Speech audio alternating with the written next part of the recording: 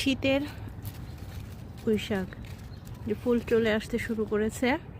পাত্রটাও আমার খালি করা দরকার, তো আজকে সম্পূর্ণ গাছটাই এখান থেকে তুলে ফেলবো খাওয়ার জন্য। এই শাকগুলো খাওয়া যায়, কিন্তু আমার বাসায় কেউ পছন্দ করে না। আমি মাঝে মধ্যে একটু তুলে খাই। তো পুরো জংলাটাই আজকে সাফ করে ফেলবো। একটা গাছ থেকে বেশ কয়েকটা গাছ হয়ে গেছে। তো শীতে যেহেতু ফুল চলে আসে, শীতের ফুল আসার পরে আর ভালো লাগে না, আর পাত্রটা খালি করা দরকার।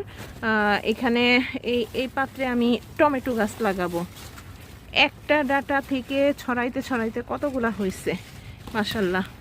এই যে কতগুলা হইলো, সবগুলা তুলে ফেলছি, বাছাই করে রান্না করে ফেলবো। এখানে কিচেন ওয়েস্ট দিয়েছিলাম, সেখান থেকেই কিন্তু এই পুঁই শাকটা হয়েছে। এই যে দেখেন, একটা গুঁড়াই ছিল এখানে হয়েছে। তার এই সবগুলো দিয়ে আসলে সার বানায় ফেলবো। আর এখানে নতুন করে সারটার দিয়ে আমি টমেটো গাছ লাগাবো ইনশাল্লাহ।